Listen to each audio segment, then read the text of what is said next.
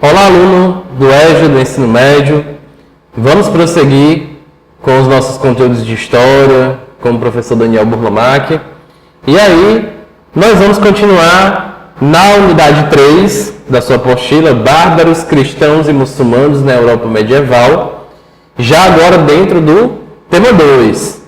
Em vídeo aula anterior, no tema 1, você viu que a gente discutiu bastante aqui sobre o que é a Idade Média, né?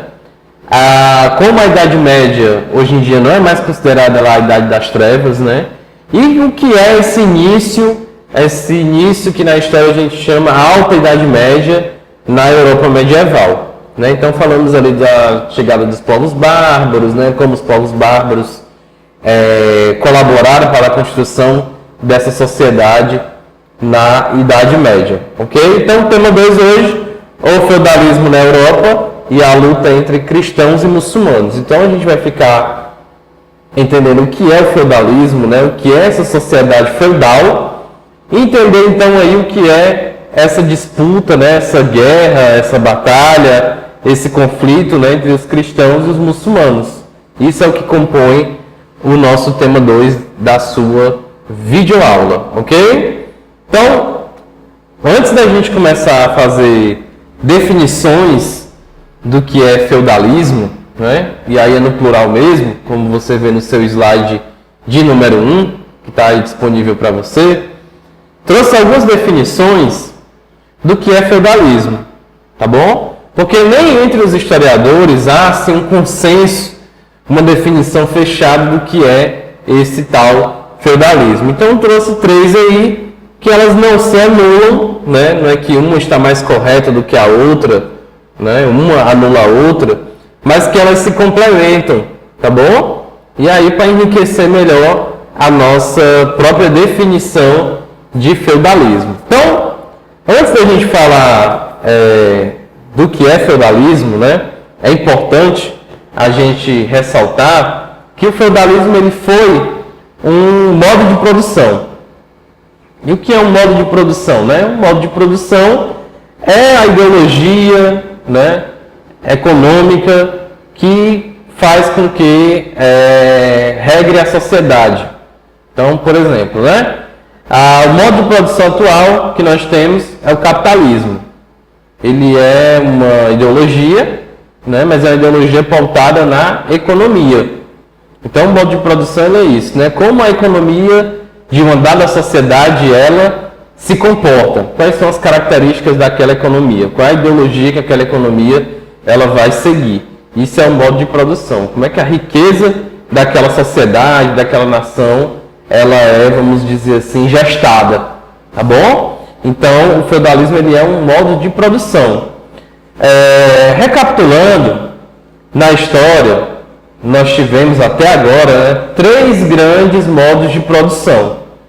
O primeiro grande modo de produção foi o escravismo, né? Então, durante muito tempo, na antiguidade, né, o que movia a economia das primeiras civilizações era a escravidão, né? O escravismo. Então, o escravismo ele foi esse primeiro grande modo de produção. Se você lembrar lá de Egito, né? Se você lembrar lá de Roma, se você lembrar lá de Grécia, você vai ver que na base econômica dessas sociedades está o escravismo, né? O escravo ele podia ser comprado, ele podia ser alugado, você podia pagar dívidas, né? Com o escravo. Então ele era uma peça fundamental na antiguidade.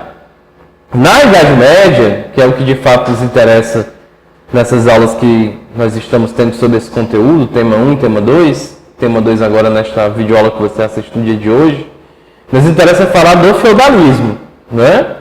E o feudalismo vai ter um momento que ele vai ter uma desintegração, né? Uma crise, e vai dar lugar ao atual sistema econômico que vivemos, que é o capitalismo, né? No capitalismo, tudo é mercadoria, tudo tem um valor, tudo gira em torno da questão do capital. Isso é o capitalismo.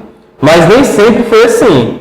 O modelo anterior, então, é esse tal feudalismo. Então, trouxe aqui pelo menos 3 interessantes definições que eu compartilho com você no seu slide 1.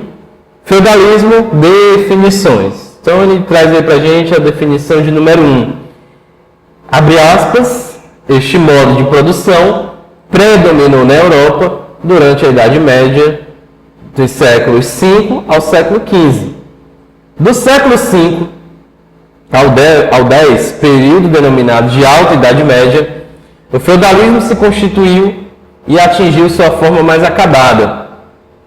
Do século XI ao século XV, período conhecido como Baixa Idade Média, o feudalismo sofreu transformações que acabaram por gerar sua própria desintegração. Essa definição aí é dos historiadores, né, Lila e Tota, a Idade Média e o mundo feudal. Um capítulo aí desse importante livro didático FTD, Sistema de Ensino, História. Está citado nesse material, tá bom? Então aí ele já falou pra gente, é um modo de produção que vigorou durante toda a Idade Média, que vai do século V ao século XV, até chegar em sua crise, em sua extinção, dando lugar ao capitalismo. Uma outra definição, no slide 2, definição 2, diz feudo, porque a palavrinha feudalismo vem da palavra feudo, entre aspas, né? Significava bem dado em troca. Essa transação envolvia suceranos que ofereciam bem e vassalos, os que recebiam feudo, que poderia ser concedido em forma de terras, dinheiro ou título. No caso do primeiro, ou seja, terras, né, o trabalho era autônomo e havia pouca circulação de territórios. Então aqui ele já trouxe mais elementos para a gente pensar o que é feudalismo, né? Bom, então ele vai dizer aí pra gente, né, que a palavra feudalismo significa um bem dado em troca. Para esse período da Idade Média, esse bem dado em trocas, né, é justamente o que? A terra. A grande riqueza da Idade Média, né, não era nem o dinheiro ainda como nós conhecemos hoje. Isso é uma mentalidade do capitalismo. A grande riqueza na Idade Média era a posse de terras. Então, quanto mais terras o indivíduo possuísse, mais poderoso esse indivíduo ele era. Nós vamos ver aqui depois, mais para frente, a questão sobre a Igreja Católica, né? Então, fruto grande do seu poder durante a Idade Média, da Igreja Católica, foi também nessa grande concentração de terras, tá certo? E aí ele dizia, ele já vai dizendo aqui pra gente, né, que esse sistemazinho aí, no feudalismo, havia uma troca, né? Havia quem oferecia essa terra, que podia ser principalmente aí a terra, né, o dinheiro ou o título. Mas principalmente a terra, alguém oferecia essa terra, era o sucerano, aquele que oferecia a terra. E existia alguém que recebia, que era o vassalo. E entre eles dois, essa troca, o sucerano e o vassalo, que eram membros da nobreza, quando a gente fala ali melhor da questão da sociedade, né, existia ali um pacto entre eles. O sucerano ele poderia até doar essa terra, né? Ele poderia estar ali para representar o seu sucerano, aquele que recebia a terra. Mas o vassalo, melhor dizendo, né, que é o que recebia a terra, o sucerano é quem doava, o vassalo ele tinha uma série de obrigações com esse sucerano, como por exemplo, proteger o seu sucerano, o seu feudo em tempos de guerra.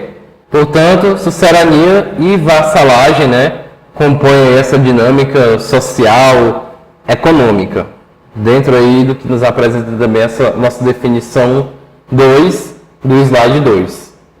Vamos ver aí uma terceira definição, né, no seu slide 3, abre aspas para a gente e diz: o feudalismo foi o sistema político, social e econômico que predominou na Europa durante a Idade Média, marcado pela descentralização política, pela imobilidade social e pela autossuficiência econômica dos feudos.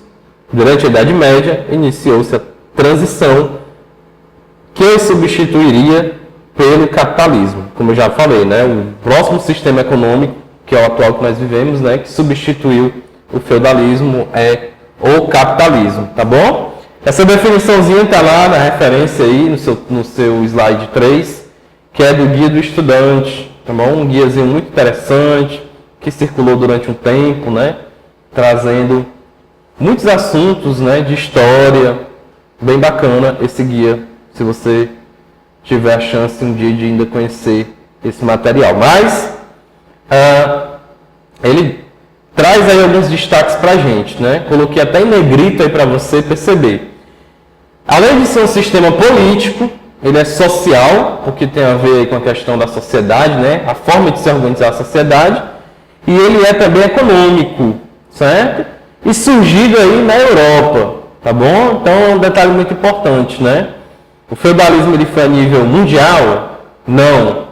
Né? Enquanto a Europa vivia o seu momento de feudalismo, né? O Brasil vivia uma situação, que a gente pode chamar de Brasil, né? Uma situação completamente diferente. Era apenas um território habitado por aqueles que iam ser chamados pelos europeus de indígenas, né?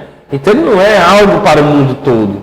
Ele é principalmente, né, ali uma invenção, vamos dizer assim, uma criação da Europa. Predominou principalmente na Europa. As suas características, né, descentralização política. Essa descentralização política significa dizer o quê, né? Que desde lá do final do Império Romano, não existia mais aquela figura daquela autoridade central. Não é mais um imperador, como existia lá no Império Romano, né, que dava as ordens, né? No período do feudalismo, o que existia? Existia o rei, certo? Mas no feudo, a autoridade de quem era? Era do senhor feudal, que esse daí, geralmente, ele vinha, né, da nobreza. Então, o poder era descentralizado. Não tinha lá um segmento, né, específico, uma ordem direta desse rei para esse senhor feudal. O senhor feudal, ele dava as ordens em torno do seu feudo. E o rei existia, né, mas ele era uma figura que não tinha esse poder centralizado. Portanto, a descentralização política. A imobilidade social, em negrito aí para você destacado, né? O que é que significa dizer isso, né? Entre as camadas sociais que a gente vai falar aqui, existiam basicamente três, né? O clero, a nobreza e uma terceira camada, que aí a grande representante, vamos dizer assim, eram os servos. Era muito difícil quem era do clero atingir a nobreza, né? E quem era nobre, geralmente era nobre mesmo, não tinha a pretensão de subir para o clero, vamos dizer assim, né? E quem era lá servo, dificilmente se tornava nobre e dificilmente se tornava um membro do clero. Clero aí é a igreja, né? Então não é que não existia, mas essa imobilidade, né? Essa possibilidade de ascender de um grupo social para o outro, de um estamento para o outro, como a gente também pode chamar, era algo mais raro, tá certo? A autossuficiência econômica, né? Os próprios feudos, eles conseguiam dar conta, né, daquilo que se precisava. Autossuficiente é isso, né? Ele mesmo dava conta lá da sua própria alimentação, da sua própria produção de mercadorias, né? Então não existia muito esse fluxo de entrar alimentos, produtos de outros feudos, né? O próprio feudo ele poderia dar conta, né, disso, já que no feudalismo, né, a economia era basicamente o que? Agrária. Ela dependia do que? Da terra. É o momento da ruralização da Europa. Então, economia autossuficiente dos feudos, né? Feudos aí pensando nessa questão da terra, tá bom? Temos aí essas três interessantes, né, definições do que é feudalismo, que se complementam. E aí tem no seu slide de número 4, a organização feudal. O que é isso, né? Como é que esse feudo ele estava organizado, como é que ele estava dividido, né? E aí eu coloco para você, né? Os feudos eram organizados em um manso senhorial. O que é esse tal manso senhorial? É a área que diz respeito, né? Que é de posse, é de domínio de quem? Do senhor feudal, né? É no manso senhorial onde você vai ter os castelos, as grandes fortificações, né? E as benfeitorias. O que essas tais benfeitorias, né? O moinho, a área de lazer do senhor feudal, e por aí vai. O chafariz, né? Para se tirar água. Então, isso aí são as tais benfeitorias. Isso é o manso senhorial. Tá bom? A outra parte é o manso servil. É a moradia e terras utilizadas para o trabalho e sustento dos servos, né? Sim, como o senhor feudal ele tem a sua parte no feudo, o servo, que é o camponês, aquele, né, que vai ser a grande mão de obra aí durante o feudalismo, ele também tem o seu local, né? E é composto o manso servil onde tem a sua moradia e aonde tem a terra, aonde esse servo vai tirar o seu sustento, né? Ele vai se alimentar daquilo que ele vai plantar naquela terra. E é também a área onde ele trabalha, né? Ou desenvolve a agricultura, trabalho agrícola, é o manso servil. E uma terceira grande parte do feudo são as terras comunais, que eram terras de uso em comum, que tanto poderia ser utilizado pelos senhores feudais, né, pela nobreza, como também pelos servos, né? Não tinha assim uma especificidade, né, de quem é essa terra, né? Não, é uma parte em comum, terras de uso em comum. Isso aí são as tais terras comunais, ok? Bom, os servos, nós vamos falar aqui ainda bastante deles, porque eles eram bastante importantes para a dinâmica, né, econômica do feudalismo. Então o servo é aquele que vai lá, né, trabalhar nas terras para o senhor feudal, e ele, diferentemente do escravo, que podia ser vendido, né, que podia ser alugado, podia ser trocado, podia se pagar dívidas, inclusive com o escravo, o servo ele não é escravo. A única coisa que prende o servo lá no feudo, né, é justamente o quê? O trabalho à terra. Ele é preso à terra, ele depende da terra para a sua sobrevivência, tá bom? Ele é um trabalhador livre, porém, essa liberdade era condicionada, vamos dizer assim, né? Ele está preso ainda à terra. E esse servo, ele tem uma série de obrigações, né? Uma série de obrigações que ele deve ao senhor feudal. Eu listei aqui algumas no seu slide 5, tá bom? E aí eu vou citar aqui elas, né? Quais são essas obrigações servis, né? Tinha uma obrigação chamada captação, imposto pessoal pago pelos servos, né? O servo, além dele trabalhar, dele extrair o mínimo possível para a sobrevivência dele e sua família, tanto o pagamento, né, do imposto que ele devia lá ao seu feudal, pelo fato simplesmente dele estar trabalhando e morando lá naquela terra, né? Está se utilizando ali do manso servil, ok? Tinha um outro aí chamado corvéia, que diz aqui a nossa definição. Dias trabalhados pelo servo no manso senhorial gratuitamente. Ou seja, né, com a corvéia, tinha alguns dias lá na semana que esse servo ele tinha que se dirigir até o manso senhorial e trabalhar gratuitamente. Porque tem um momento que o servo ele vai receber, não dinheiro, né, mas a própria produção daquilo que ele produzia, uma parte ainda que mínima ficava para o servo. Mas tem aí, como ele falou, né, alguns dias que ele precisa prestar trabalhos gratuitos, serviços gratuitos lá no manso senhorial. Isso aí se chamava corvéia. Eu já fui a captação, vimos aí a corvéia. O seguinte é a talha, que é isso, né? Metade do que o servo produzisse seria direcionado ao senhor feudal. Então vamos supor assim, de uma colheita de batatas, né? Tem lá 1000 batatas colhidas, né? Então 500 batatas vai para quem? Vai para o senhor feudal, né? Então ainda tinha essa divisão aí que se chamava talha, né? Metade do que ele produzisse seria direcionado ao senhor feudal.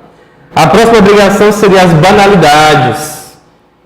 Mais imposto, impostos pagos pelo uso de equipamentos e instalações do feudo, moinho, celeiro, fornos e etc. Né? Então até o que ele precisava utilizar para o seu trabalho no campo, ele ainda tinha que pagar impostos. Né? E esses impostos também poderiam vir ser daquilo que ele produzisse lá, né?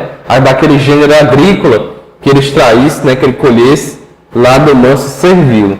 E um outro imposto um tanto interessante, mais um imposto, né? Várias obrigações para os servos era um imposto chamado de mão morta.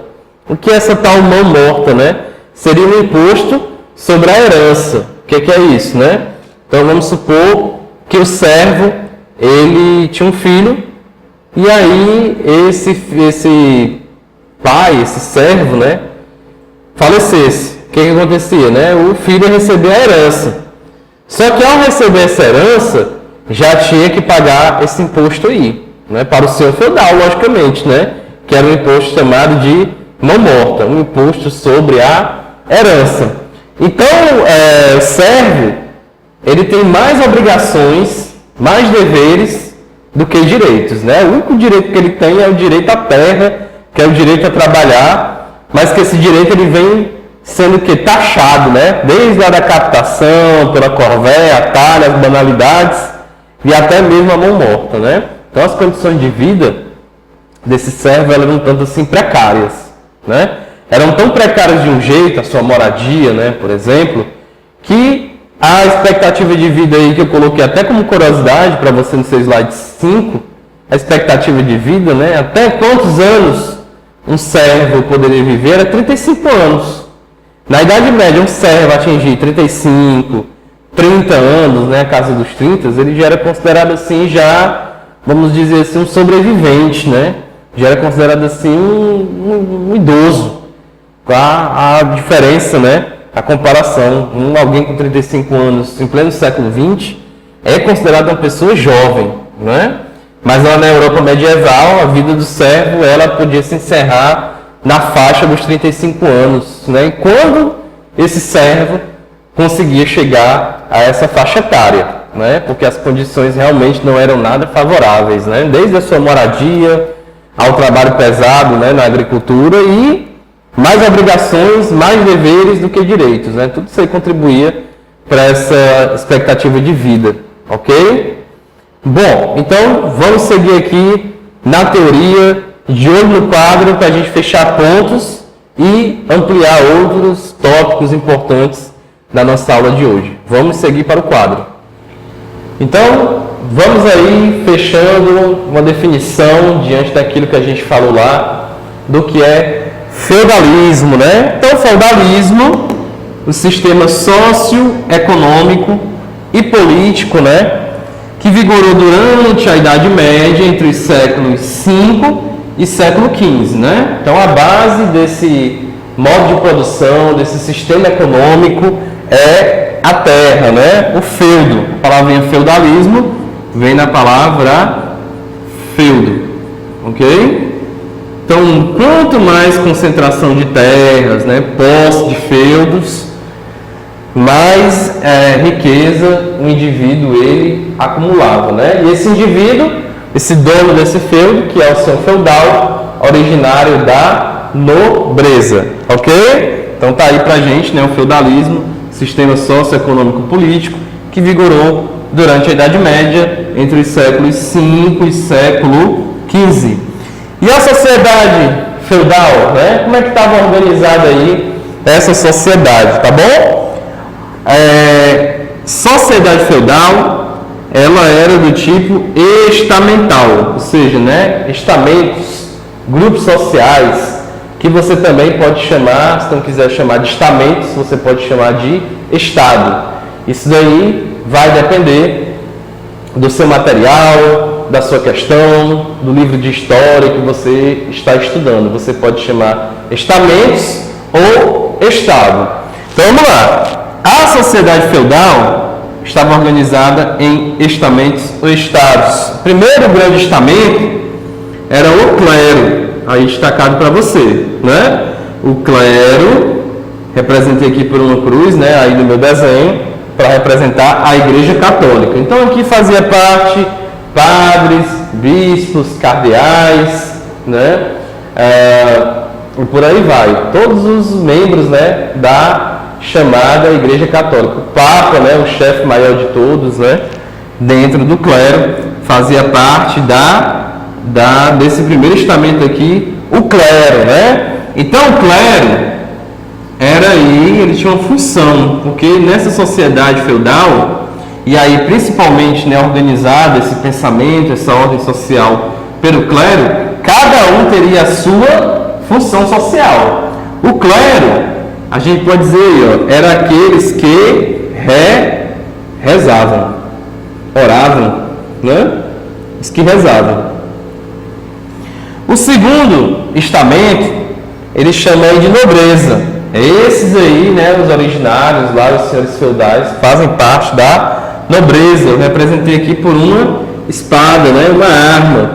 E a nobreza, ela também, de acordo aí com essa ordem social, ela tinha uma função. Eram os que guerreavam, certo? Participavam da guerra, em caso de conflito. Ok? Lembra lá da sucerania e vassalagem. O sucerano, né, é aquele membro da nobreza que ele poderia doar uma terra, né, para um outro nobre. Esse outro nobre aí, né, era o vassalo. E aí eles tinham um compromisso entre eles, né? Aquela velha história. O que é que eu faço por você que você pode fazer para me ajudar? Era mais ou menos essa lógica aí que eles tinham, né? Uma vez doada uma terra, né, um feudo para um vassalo, esse vassalo ele já tinha uma obrigação. Em caso de guerra, de ataque ao feudo, é ele que ia defender o seu sucerano. Então, de uma forma geral, a nobreza era aquela defesa militar, preocupada com a guerra. Tá bom? É daqui que surgiam, né, aqueles famosos cavaleiros medievais, né, estão dentro aqui da nobreza. E um terceiro estamento, o maior representante deles, né, são os servos, eram aqueles que trabalhavam, não só os servos, né, mas de uma maneira geral, eram os que trabalhavam. Tá aí, ó. Certo?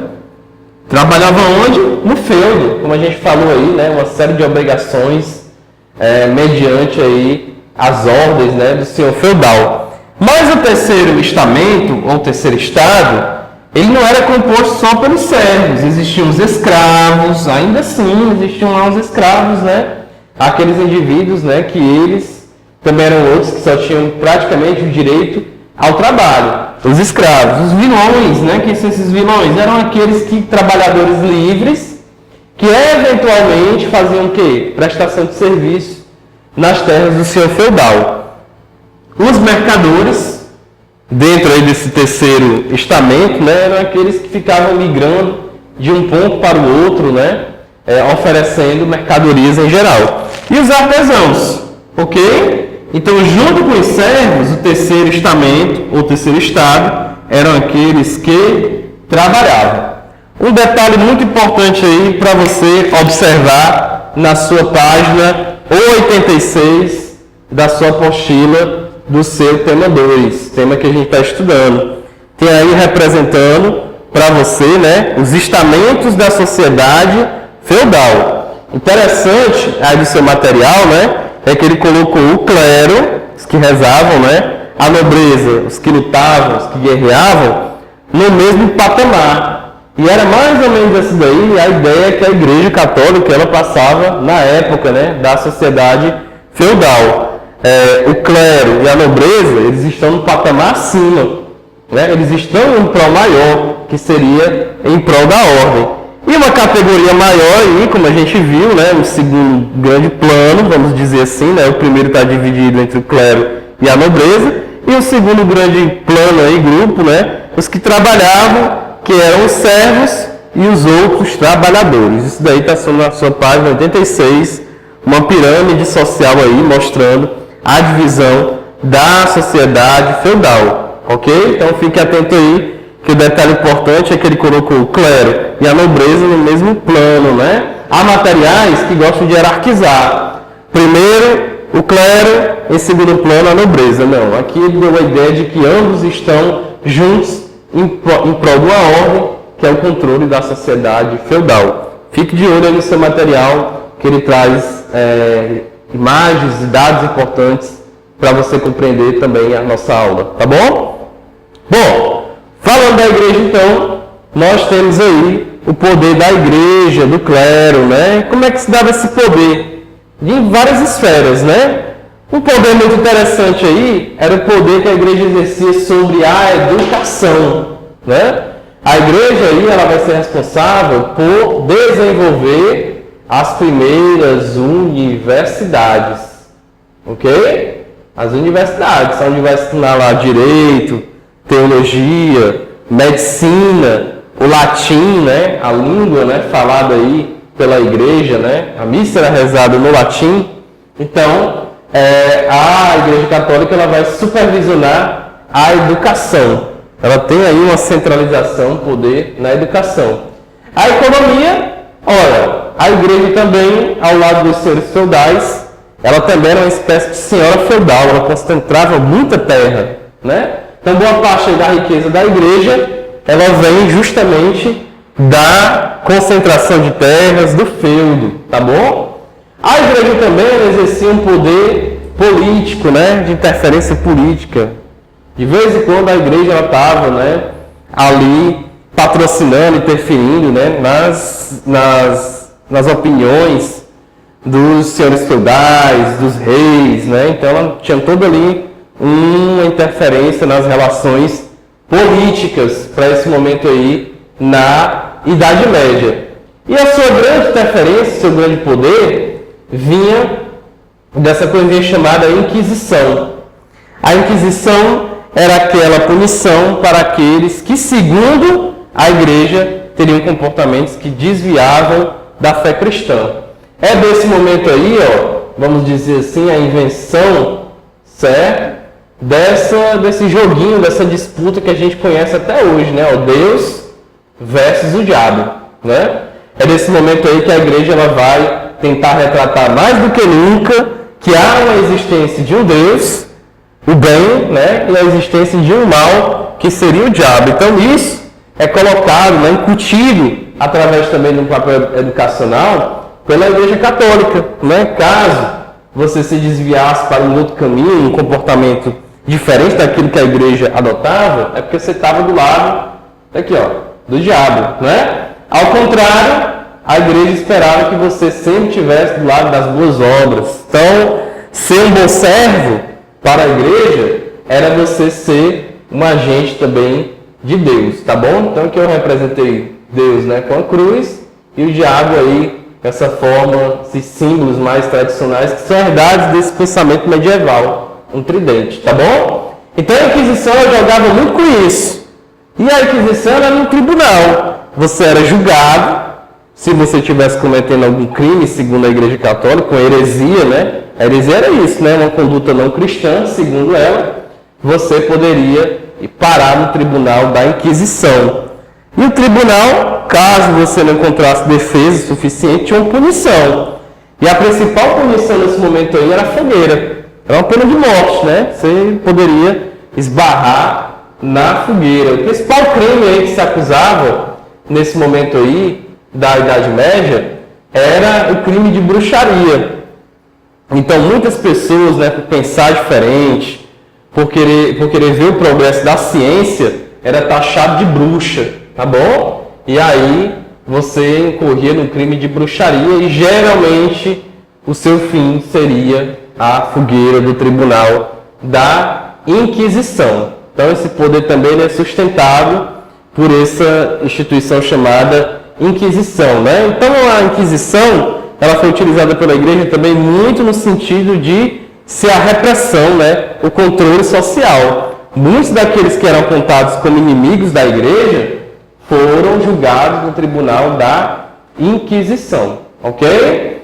Bom, deixando aí a Inquisição e passando agora também ainda, né, para essa interferência da Igreja Católica, existiu aí uma série de batalhas, né, na verdade eram expedições militares, chamada de cruzadas. Essas tais expedições militares, as cruzadas, elas foram do século XI ao século XVIII.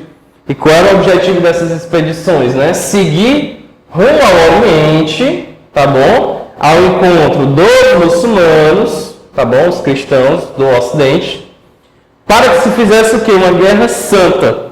Uma guerra em nome da fé cristã católica. Foi um total aí de mais ou menos 8 cruzadas rumo a Jerusalém. Segundo a igreja, né? Os muçulmanos eles eram os infiéis e eles estavam ocupando e dominando territórios sagrados, né, aí como Jerusalém, por exemplo, né, no Oriente Médio. Qual era a função do bom cristão? Era combater eles em guerras, os muçulmanos, né? Porque segundo eles eram os infiéis, tá bom? E aí se desenvolveu as chamadas guerras santas, né? Então muita gente da nobreza acabou, já que a nobreza, como você viu, né, ele tinha esse papel de defesa dessa sociedade, acabou indo em direção ao combate aos muçulmanos, porque tinha uma série de promessas. A primeira de tudo, econômica. Se você fosse combater os muçulmanos, na sua volta, você vencendo a batalha, né, você poderia ganhar terras da igreja. Segundo, uma promessa divina. Ao morrer combatendo os muçulmanos, você poderia ter a famosa vida eterna, né? Então isso era uma promessa, isso estava incutido na mentalidade do nobre cristão católico. Então muitos foram, né, diante aí dessas promessas, ok? Combater aí os chamados infiéis, os muçulmanos, nas cruzadas, que foram um total de 8, tá bom? Mas a pergunta que fica pra gente é, na verdade, quem são esses infiéis? Os cristãos diziam que eram os muçulmanos. Mas os muçulmanos também, a gente tem esse mesmo olhar sobre os cristãos, né? Assim, qual é o Deus verdadeiro? É o dos cristãos? É o dos muçulmanos? Porque eles também diziam que os muçulmanos diziam que os cristãos, eles é que eram os infiéis. Os verdadeiros desconhecedores do verdadeiro Deus, né? Então fica aí a pergunta, né? Quem são os infiéis? Então aí tem essa disputa, né? Essa interpretação entre cristãos e muçulmanos. Os cristãos pelo Ocidente e os muçulmanos pelo Oriente. Desse total de cruzadas, uma consequência, uma das importantes, foi a expansão das rotas comerciais, né? Porque os cristãos, o mundo ocidental, europeu, começou também a criar rotas comerciais rumo ao Oriente. Rotas, então, até o momento, não conhecidas. É aí que vai surgir, ó, o tal renascimento comercial. Isso aí já é lá no fim, na Baixa Idade Média, né, assunto para as próximas aulas. O chamado renascimento comercial vai ser favorecido por essa exploração das novas rotas comerciais. Essas rotas aí, descobertas, né, desbravadas através aí do longo dessas 8 cruzadas. Esse renascimento comercial, ele vai gerar uma importante camada social que começa a se definir lá na Baixa Idade Média, que é a burguesia. Uma classe interessante, né, que começa a surgir ali pelo terceiro estado, né, e vai se fortalecer lá na Idade Moderna, que é a burguesia. Então a burguesia ela vai ser diretamente favorecida pelo chamado renascimento comercial. Outra consequência importante, né, vamos dizer assim, um destaque, um desdobramento importante das cruzadas vão ser os contatos culturais, né, as trocas culturais entre o Ocidente e o Oriente, né, como por exemplo na alimentação, no vocabulário e por aí vai. E nessa própria questão de entender melhor quem é Deus, né? É o Deus dos muçulmanos, é o Deus dos cristãos. Então tudo isso daí vai ser colocado em choque, ok? Então vamos seguir aí com resolução de questões. Então vamos prosseguir, né, o nosso assunto do tema 2, o feudalismo na Europa e a luta entre cristãos e muçulmanos, correspondente à sua unidade 3. E agora com questões, né? Que interessante para a gente também é a gente desenvolver questões.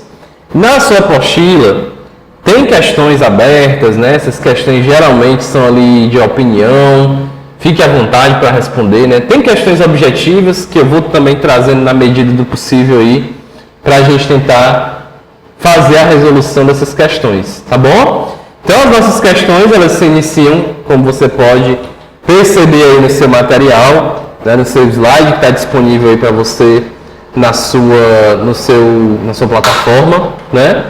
E as nossas questões iniciam no slide número 6, questões extras, né? A questãozinha 01, ela é uma questãozinha que apareceu lá na Universidade Federal do Ceará, lá no seu vestibular em 98, né? Quando da oportunidade, o vestibular da UFC, ele tinha uma coisa chamada segunda fase. E o que era essa tal segunda fase no vestibular? Existia uma primeira etapa do tipo objetiva, né? Marcar questões, marcar o item correto, e existia uma segunda etapa que as questões elas eram abertas, questões dissertativas, né? Para você escrever. E aí eu trouxe pra gente uma questão muito interessante que vem lá na UFC, direto do ano de 1998. Diz a questão: da sociedade de sua época, por volta de 1020, o bispo Aldebaran de Laon dá uma versão elaborada no seu poema ao rei Capetígio Roberto o Pio. Abre aspas. A ordem eclesiástica forma um só corpo, mas a divisão da sociedade compreende 3 ordens. Olha aí, né? Então aqui ele já traz aí pra gente o que ele quer saber, né? Ele já traz aí pra gente que vai falar da sociedade na época do feudalismo, as 3 ordens. Lembra lá as 3 ordens? Você tinha lá o clero, os que rezavam. Você tinha lá a nobreza, os que lutavam, os que guerreavam. E você tinha os servos e outros trabalhadores, né? Escravos, vilões, mercadores, artesãos. Depois, mais na frente, um pouco lá da burguesia. Isso já no final, na transição da Idade Média para a Idade Moderna, né? As 3 ordens. Ao terceiro estamento, então, os que trabalhavam. E aí, diante desse raciocínio, é isso que a sua questão quer. Ele diz a letra A: identifique a sociedade a qual o documento se refere. Olha aí, falou em 3 ordens, disse que há 3 ordens, né? 3 grupos diferentes, e falou que tem uma que tem que ordenar tudo, que é o clero. Ora, só pode estar falando de qual sociedade, né? A letra A pergunta: identifica a sociedade a qual o documento se refere. É a sociedade feudal, a sociedade das 3 ordens, né? Clero, os que rezam, nobreza, os que lutam, servos e demais trabalhadores, como você viu lá e pode ver na sua página 86 da apostila, tema 2, né? Os servos e outros trabalhadores compõem o terceiro estado ou estamento, como você queira chamar. Isso aí é a sociedade feudal, tá bom? Então está identificado aí pra gente. O item B diz: explique a função de cada uma das 3 ordens segundo o discurso dominante naquela sociedade. A gente já acabou respondendo esse item B quando a gente só citou sociedade feudal. Mas vale a pena a gente dar uma olhada aí na sugestão de resposta. O clero, no item B, o clero ficava encarregado dos assuntos espirituais, como a formação cristã. Eram os que rezavam, né? Os que rezavam, a formação espiritual, né? Responsável por toda aquela questão da Inquisição que foi falada na nossa teoria, do nosso tema 2. Eram aqueles também que ficavam preocupados, né, em criar aquele imaginário, Deus e o diabo, né, essa disputa, o bem contra o mal, uma forma também de controlar a sociedade. Eram aqueles responsáveis também pelas questões educacionais, né? Então todo um poder aí, toda uma interferência dos que rezavam, que eram o clero. Essa é a função deles. Já a nobreza era responsável por garantir a proteção do feudo em época de guerra. Eram, entre aspas, os que lutavam, fecha aspas. E por fim os servos eram, abre aspas, os que trabalhavam, fecha aspas, nas terras do senhor feudal. Era a camada produtiva da sociedade. Então, está aí, né, dividida, organizada a sociedade feudal para você na questão 01, que foi uma questão, na minha opinião, brilhante na UFC em 1998, ok? Vamos aí ao seu slide de número 7, que apresenta a questão 02. E a questão 02 diz aí: caracterizada pela aliança entre dois nobres, implicava na cessão de grandes parcelas de terra em troca de fidelidade militar. A definição acima aplica-se ao quê? Mas antes da gente ir para as alternativas, né, vamos aqui a algumas palavras-chave, algumas palavras interessantes que, se você não tiver o domínio dessas palavras, dificilmente, não é impossível, né, mas isso pode ser que complique o acerto da sua questão de número 2. Por exemplo, quando ele fala aí, ó, caracterizada pela aliança, ou seja, pela união, aliança aí é união, né, entre dois nobres, implicava na cessão aí na doação de grandes parcelas de terra, em troca de fidelidade militar, ou seja, em troca de compromisso militar, né? Então a definição acima aplica-se ao quê? Você viu lá que existem os laços, né, de fidelidade e vassalagem, né? É o que dinamizou ali a economia e as relações sociais, principalmente ali da nobreza, né? Como ele falou, entre dois nobres. Então isso é da nobreza. Então essa definição acima aplica-se ao quê? Essa que a gente acabou de ler no enunciado da questão.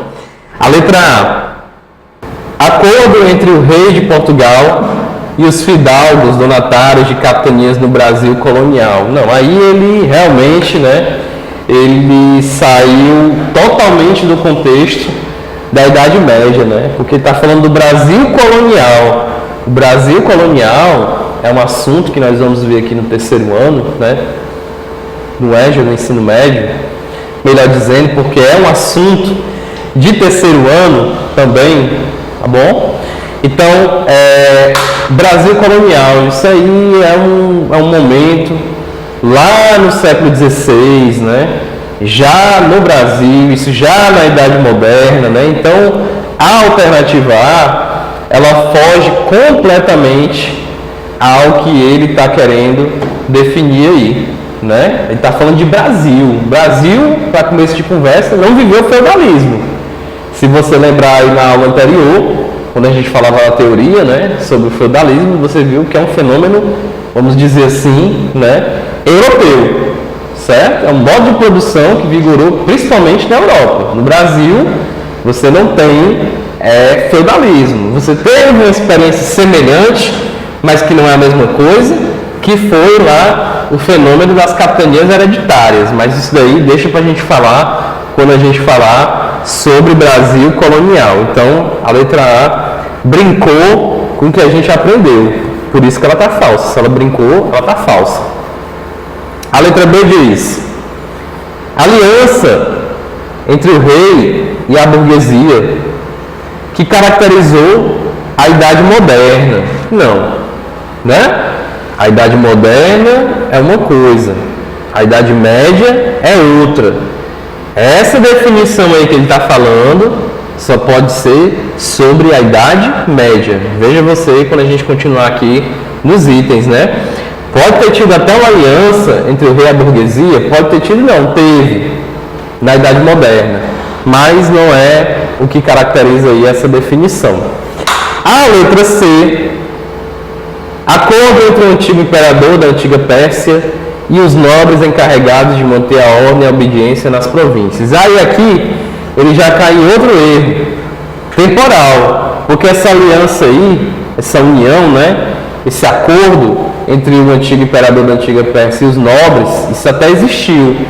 Mas isso quando? Isso lá na Idade Antiga, num período histórico anterior à Idade Média, que é o que nos interessa aqui para essa definição. Então, está fora. A letra D: mão morta. Mão morta, você viu lá quando a gente falava das obrigações servis, né? Que era a mão morta era uma das obrigações, né? Um imposto sobre a herança do servo. Não é a definição que ele quer ainda aí não. Isso não caracterizou a mão morta, que diz aí no enunciado da questão. Se não é a letra A, a B, a C e a D, tem que ser uma, né? Só sobrou realmente a letra E, que é a correta. relação de sucerania e vassalagem, própria da Idade Média. Olha aí, né? Então essa questão eu queria que você tivesse em mente, tivesse atento, né, no que foi explicado lá, o que é essa aliança entre os nobres, sucerania e vassalagem. E dentro do contexto histórico, dentro do período chamado de Idade Média. Se você reparou bem, o item A fala de história do Brasil, Brasil colonial. Esse momento aí, tradicionalmente, se a gente pegar aquela periodização tradicional, que você já estudou isso comigo lá no tema 1, Introdução à História, isso daí, o Brasil colonial, no momento do Brasil colonial, o mundo, ou pelo menos a Europa, vive a Idade Moderna. O item B fala de Idade Moderna também, no próprio item, né? O item C não fala, mas você viu na explicação, que é Idade Antiga. Falar de Pérsia é falar da Idade Antiga. E aí você viu que a letra D, para lhe dar uma confundida, ele diz que isso é a mão morta, que não é uma dessas obrigações servis. E aí a relação de sucerania e vassalagem própria da Idade Média, né? Então é interessante sempre você também ficar ligado de que período histórico é aquela característica. Essa aliança de sucerania e vassalagem, isso é típico da Idade Média, né? Isso daí tem uma raiz ainda lá na Idade Antiga, né? Lá no final, ainda lá na crise do Império Romano, mas o seu pleno desenvolvimento é na Idade Média. Portanto, a sua questão 02 é o item E. E estamos agora no slide 8 com a questão 03. E a questão 03 diz pra gente: sobre o feudalismo, assinale a alternativa correta. Então vamos lá, né? Questão objetiva é aquela questão como a 02, que a gente analisa item por item, palavra por palavra, porque às vezes um não, um somente, um exclusivamente, um mas pode deixar o item completamente falso.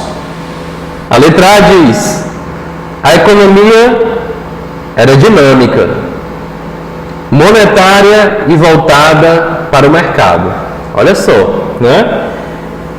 Uma das características que a gente viu sobre o feudalismo, né, é que a economia ela era autossuficiente.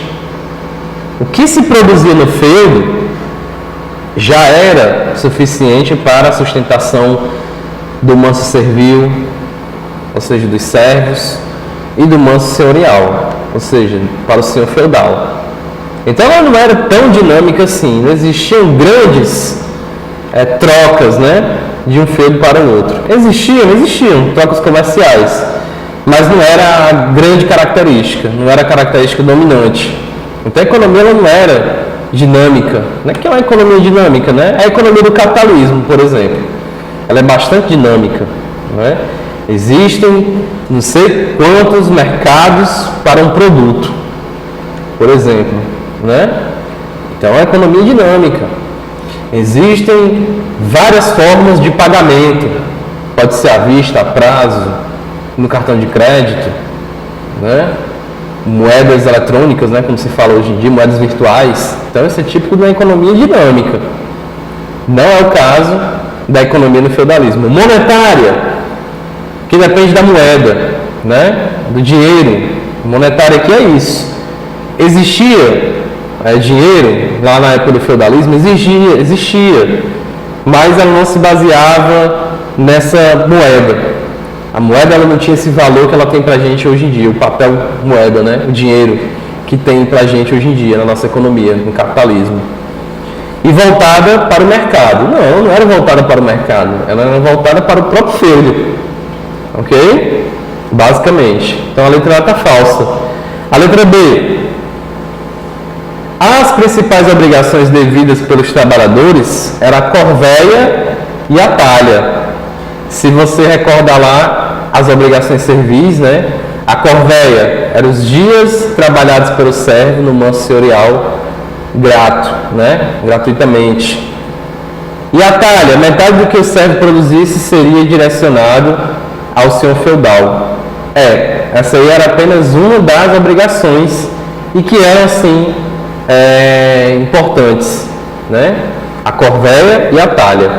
O trabalho gratuito, no manso senhorial, e a divisão daquilo que era produzido pelo servo com o senhor feudal. A letra B está perfeita, mas vale a pena a gente identificar o erro nas outras alternativas, já que estamos caracterizando aqui o feudalismo. Na letra C, a sociedade era móvel, permitindo a ascensão social. Se você reparar lá no início da nossa aula, né, uma das características é a impossibilidade na mobilidade social, a impossibilidade do indivíduo que é servo se tornar nobre.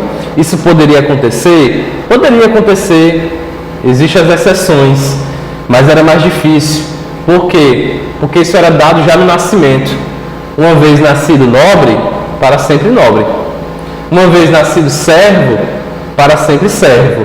A dinâmica poderia mudar e acontecer a ascensão social? Poderia, mas eram casos pontuais. Então não era a grande característica que marcava, né? A sociedade era móvel, permitindo a ascensão social. Está falso. A letra B, a mão de obra básica era formada por trabalhadores escravos, né? Existiam os trabalhadores escravos, mas não era o dominante. Até porque o escravismo ele já vinha em crise desde lá do final do Império Romano, como você viu lá na nossa aula sobre Roma. Existiam, mas a grande massa de trabalhadores aí eram servos, que eram trabalhadores livres. O que prendia eles era o quê? A terra, exatamente. Letra D, falsa.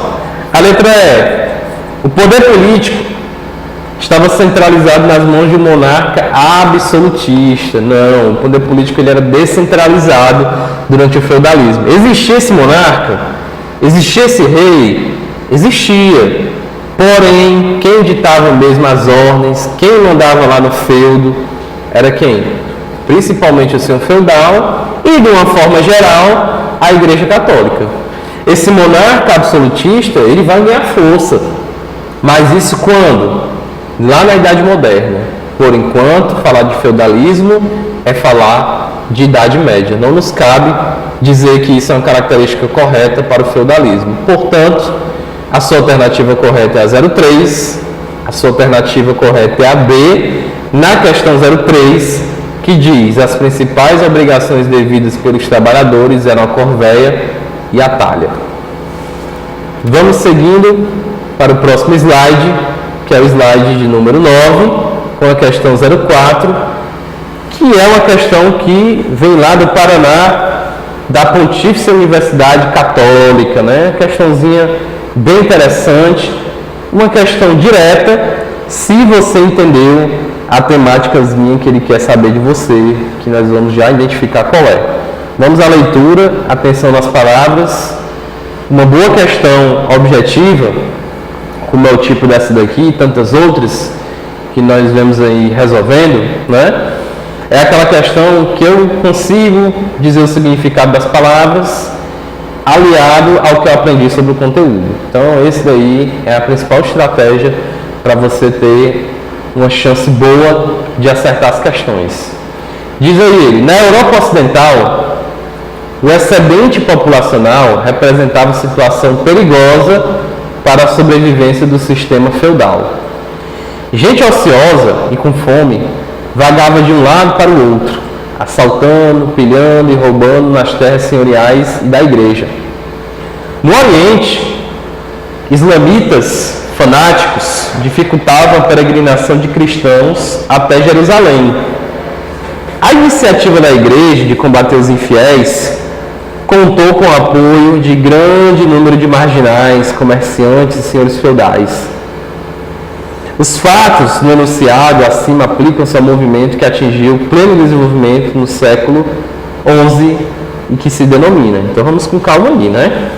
Lá no comecinho tem uma palavrinha chamada excedente populacional, né? O excedente é tudo aquilo que passa do limite, que sobra, né?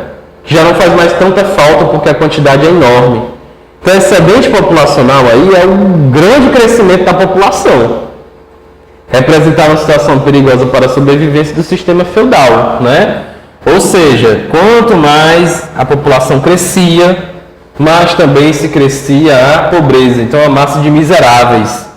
podemos dizer assim, nem todo mundo ia ter a ascensão social da nobreza, nem todo mundo ia deixar de ser servo para se tornar um nobre. Então a chance da gente ter uma grande massa de miseráveis ali no terceiro estamento era grande. E isso podia ser perigoso, porque uma massa de pessoas, né, sem um trabalho, com fome, pode ser uma ameaça aos poderosos. Então isso era um tanto complicado. Tinha que ocupar esse povo em alguma coisa. Então por isso que ele diz, ó, gente ociosa e com fome vagava de um lado para o outro, assaltando, roubando as terras dos senhores e da igreja.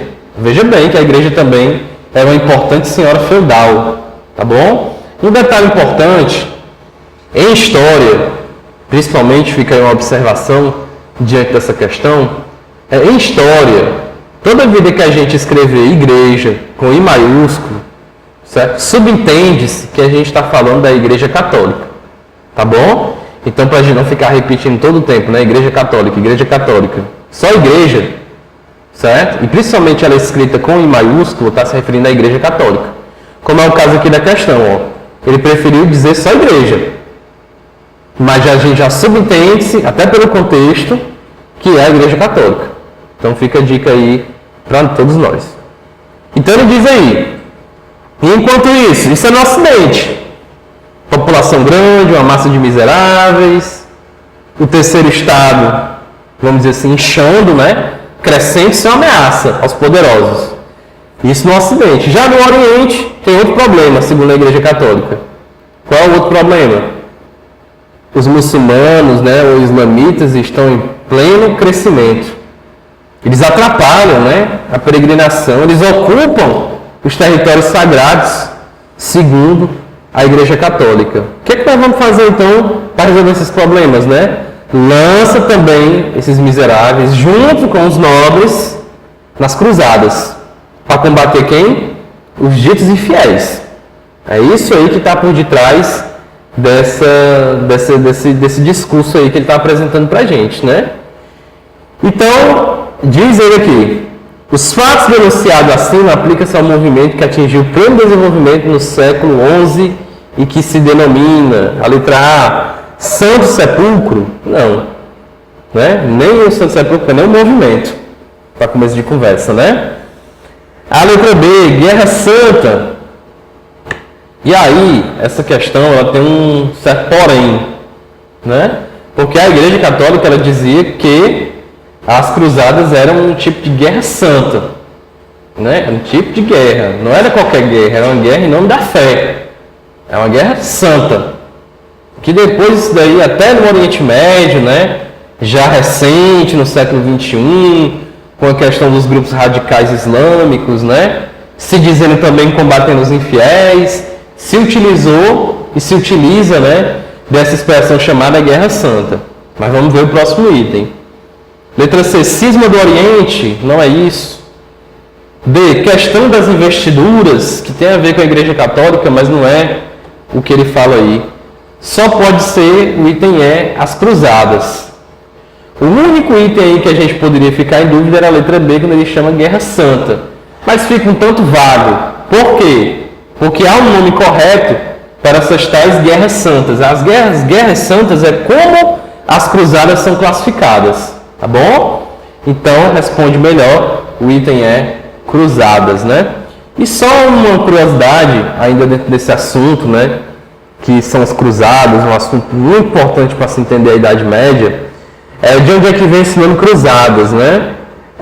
Segundo um texto, tá bom? Que eu andei pesquisando, esse texto mostra, né? Que esse nome vem de cruz. E cruz por quê? Porque na roupa, na indumentária, né, na vestimenta dos nobres e daqueles que iam lá combater os chamados infiéis pela Igreja Católica, eles tinham uma cruz.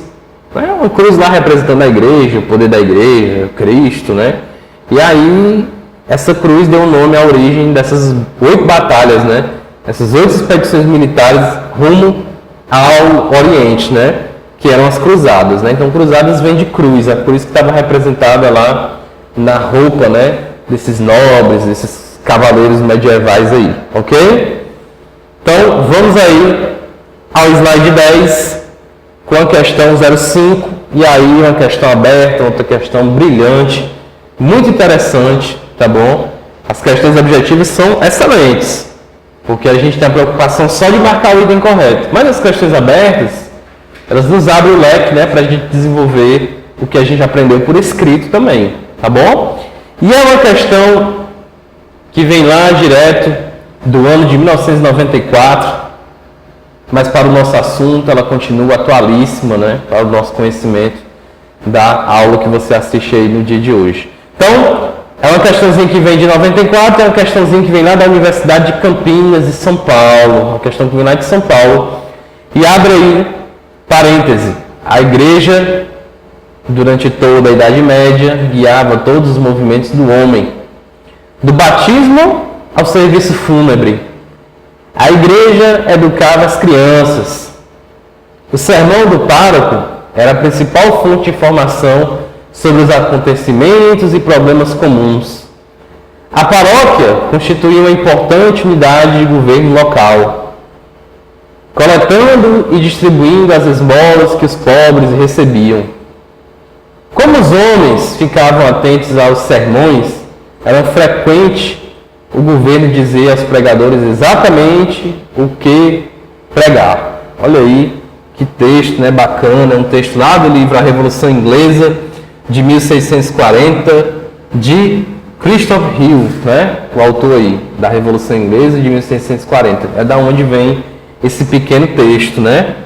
Palavras para a gente poder encaminhar a resolução da questão, né? Quando ele fala lá, serviço fúnebre, né? Serviço fúnebre é o serviço de velório ao enterro, né?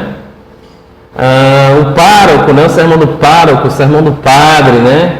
O sermão que ele tinha a falar. Ele diz aí que era a principal fonte de informação sobre os acontecimentos e problemas comuns. É verdade, né? Porque aí você está diante de um momento onde não existia TV, é um momento, um contexto, né, histórico onde não existe rádio, é um momento onde não existe internet, estava longe, né?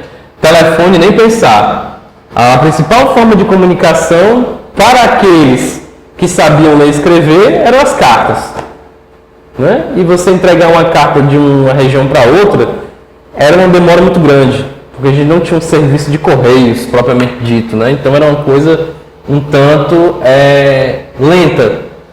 Então você está diante de uma massa de analfabetos. Então a informação é aquela que o pároco, né, o padre, falava lá no sermão sobre os problemas. Então não sabia ler, mas ouvia o que o pároco estava dizendo, né? Então, resumindo aí esse texto, ele está dizendo para a gente, né, que a igreja estava em todas as esferas da vida do homem medieval, né? Está desde a informação, está desde a educação, até mesmo no serviço fúnebre, né? E até o governo, aí ele fala aí, né? Aí por isso, né, aquelas relações igreja-política, que essas relações vão ser abaladas mais na frente quando a gente estiver estudando, nós vamos ver esse abalo, né? Mais na frente quando a gente estiver estudando lá a Idade Moderna, esse equilíbrio, né? Política, igreja, vai ter aí um abalo muito interessante, vários, nós vamos ver, né? Então ele fala que até lá a política, de vez em quando, né, dava lá o aval para a igreja falar o que eles queriam, e vice-versa, né? Então, o texto mostra isso, a dimensão da igreja, do poder da igreja, como nós vimos aí na nossa teoria, né, na nossa aula teórica sobre a igreja na Idade Média. É isso que ele apresenta no texto. Então, diante disso, ele diz, a partir do texto acima, escreva quais eram as funções sociais e políticas da Igreja Católica. Olha, esse tipo de questão, quando já diz assim, a partir do texto acima, então aproveite muito do que já está escrito no texto. Só faça apenas transformar nas suas palavras. Mas o próprio texto, ele já te traz o quê? A resposta. Vamos observar aí na sugestão de resposta. A igreja determinava a hierarquia social, sociedade estamental, né? A igreja determinava a hierarquia social, sociedade estamental. Ela determinava que existiam os que rezavam, que era ela mesma, o clero. Existiam os que guerreavam, a nobreza. E existe uma grande camada principalmente representada pelos servos, que é o terceiro estamento. Então ela definia qual era a função de cada grupo desse na sociedade feudal. Condenava o empréstimo de dinheiro a juros, que é a usura, né? Então a usura era isso, né? A igreja dizia, olha, ninguém pode prestar um dinheiro e cobrar pelo tempo dessa dívida. Por quê? Porque o tempo ele pertence a Deus. Se pertence a Deus, não cabe ao homem terreno, né, mortal, tá cobrando esse tempo. Não tem valor esse tempo. Esse tempo ele pertence a Deus. Então a igreja ela também tem uma certa lição de moral econômica, né? Uma interferência econômica. Controlava a educação e a cultura, né? Fazia obras de caridade, como a distribuição de esmolas, o próprio texto lhe apontou isso, aos pobres. Influenciava governantes e era grande proprietária de terras, né? Então está aí as funções sociais e políticas da Igreja Católica na Idade Média. Essa é a questão 05. Vamos aí à nossa última questão, que é a questão 06, tá bom? Que está no seu slide de número 11. Uma questão do tipo objetiva. E é uma questão que vem lá de São Paulo, da Mackenzie, né? Uma das grandes universidades de São Paulo, apresentou essa questão aí, um dado vestibular para a gente, ok? E ela diz, assinale a única alternativa que não expressa características do sistema feudal. A letra A diz para a gente, veja bem, a sociedade hierarquizada, estamental e pouca mobilidade social. A letra B, economia amonetária e praticamente autossuficiente. Letra C, exploração do trabalho dos servos através de inúmeros impostos. Letra D, valorização das relações de dependência e de fidelidade. A letra E, espírito crítico, racional e pouco religioso. Então perceba uma coisa, nessa sua questão 06, do slide 11, ele quer que você identifique o falso, o que está errado, ao contrário da maioria das questões objetivas, que viemos resolvendo ao longo das nossas aulas, né? Que querem o certo, essa questão ela quer o contrário, ela quer o errado. Então, muita atenção com isso. Né? Existem questões que quer que você aponte o que está errado. Mas esse tipo de questão ele é interessante porque ele resume bem, ele traz itens certos, então ele reforça muito daquilo que a gente já aprendeu. Então, um tipo de questão excelente com a revisão, por exemplo, né? Então, ele quer, que não expressa características do sistema feudal. A letra A, repetindo para a gente, sociedade hierarquizada, é verdade, está lá a historinha dos 3 estamentos.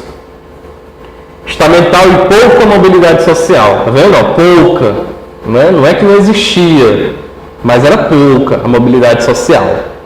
Isso é verdade? Isso é verdade. É uma característica da sociedade, do sistema feudal aí. Então a gente não marca porque ele quer o correto.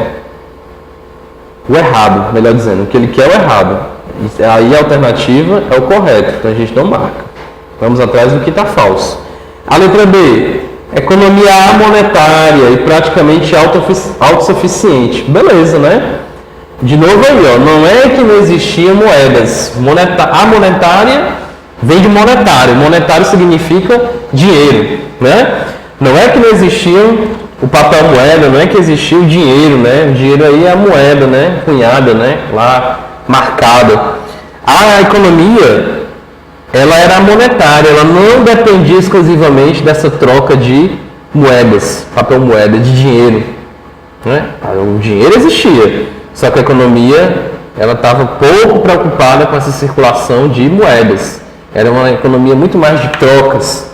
E praticamente autossuficiente, é aquilo que a gente falou, né? O próprio feudo organizava a sua economia. O próprio feudo se bastava para que acontecesse a subsistência do senhor feudal, do nobre, né? Que é o senhor feudal, dos servos e por aí vai. Ok? A letra B é uma característica correta, a gente não marca. A letra C, Exploração do trabalho dos servos através de inúmeros impostos, é verdade, né? A corvéia, a mão morta, a talha, né? E por aí vai. Uma série de impostos que os servos deviam aos senhores feudais. A letra B, a valorização das relações de dependência e fidelidade, né? Aí a historinha lá da sucerania e da vassalagem, essa relação de dependência e de fidelidade entre os nobres. Só faltou como característica errada, já que as demais estão certas, a letra E, o espírito crítico, racional e pouco religioso. Isso daí vai ser exatamente o que vai acontecer na Idade Moderna. Enquanto na Idade Média esse espírito crítico ficou um tanto assim, vamos dizer, tímido, na Idade Moderna vai ser o momento desse espírito crítico ser reforçado. Racional não significa dizer que na Idade Média não existia, por exemplo, um conhecimento chamado filosofia, que é um conhecimento racional. Existia, mas ele era um tanto que ofuscado, apagado pela igreja, já que a igreja estava dominando todas as esferas, né? E o pensamento pouco religioso, não. O pensamento dominante durante a sociedade feudal é o pensamento cristão, católico, por excelência. Esse pensamento pouco religioso, pouco mesmo, né? Não é que não vai deixar de existir, é o pensamento da Idade Moderna, né? É o que caracteriza aí esse pensamento pouco religioso. Então, essas foram as nossas questões da aula que você assiste hoje, né? No dia de hoje aí que você está assistindo. Espero que você tenha gostado. Continue seus estudos e voltamos brevemente com os próximos assuntos, ainda dentro aí da Idade Média, na transição da Idade Média para a Idade Moderna. Bons estudos e história para todos nós.